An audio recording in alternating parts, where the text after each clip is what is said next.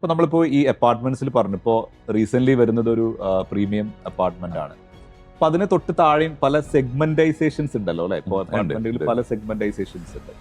അപ്പൊ അതെങ്ങനെയാണ് വേർതിരിക്കുന്നത്? അതിലെ ഫെസിലിറ്റീസിന്റെ ഡിഫറൻസ് ആണോ, അതിന്റെ പ്രൈസിന്റെ ഡിഫറൻസ് ആണോ, എങ്ങനെയാണ് അതിനെ വേർതിരിക്കുന്നത്? അതിന്റെ കസ്റ്റമർ എങ്ങനെയാണ് ഐഡന്റിഫൈ ചെയ്യുന്നത്? നമ്മളൊക്കെ ഒരു പ്രീമിയം ലൊക്കേഷൻസ് ആണ്, prime locations, heart of the സിറ്റിയിലാണ് നമ്മൾ എല്ലാ പ്രൊജക്ട്സും ചെയ്യുന്നത്. അപ്പൊ അതിൻ്റെതായ കോസ്റ്റിംഗ് അത് എന്തായാലും ഉണ്ടാവും. അതേപോലെ നമ്മൾ മോഡേൺ ആയിട്ടുള്ള ആമിനിറ്റീസ് അല്ലെങ്കിൽ ഫെസിലിറ്റീസ് എല്ലാം നമ്മൾ പ്രൊവൈഡ് ചെയ്യുന്നുണ്ട്.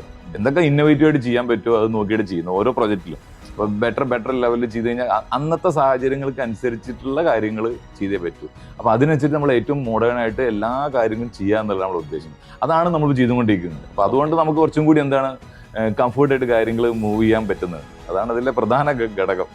യെസ്. ഇപ്പൊ നമ്മുടെ നാട്ടിൽ ഇപ്പൊ ഈ ഒരു പ്രീമിയം എന്ന് പറയുന്ന കാറ്റഗറിയിൽ നന്നായിട്ട് ക്ലയൻസ് വരുന്നുണ്ടോ? എന്താണ് ആ ഒരു ഏരിയ എങ്ങനെയാണ്? പ്രീമിയം അല്ല, ഏത് കസ്റ്റമർക്ക് ആവശ്യം എന്താണ്, എല്ലാ സൗകര്യങ്ങളും കൂടി കിട്ടുക എന്നുള്ളതാണ്.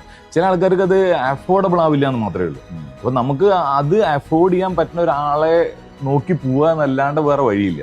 കാരണം നമുക്ക് അതിന് താഴോട്ട് പോകാനും നമുക്ക് എന്ത് ചെയ്യാൻ പറ്റുന്നില്ല. അപ്പൊ അതുകൊണ്ടാണ് നമ്മളത് അതേ റേഞ്ചിൽ ചെയ്യുന്നത്. അപ്പൊ നമുക്കൊരു കസ്റ്റമർക്ക് കിട്ടിക്കഴിഞ്ഞാൽ കസ്റ്റമർ എന്തായാലും 100% ഹാപ്പി ആവുക എന്നുള്ളതാണ്. ആ ഹാപ്പിനെസ് ഉണ്ടാക്കാൻ വേണ്ടിയിട്ടുള്ള ഒരു എഫേർട്ടും കൂടിയാണ് എൻറ്റയർ ടീം നമ്മളെ ഈ സാധനം ചെയ്തുകൊണ്ടിരിക്കുന്നത്.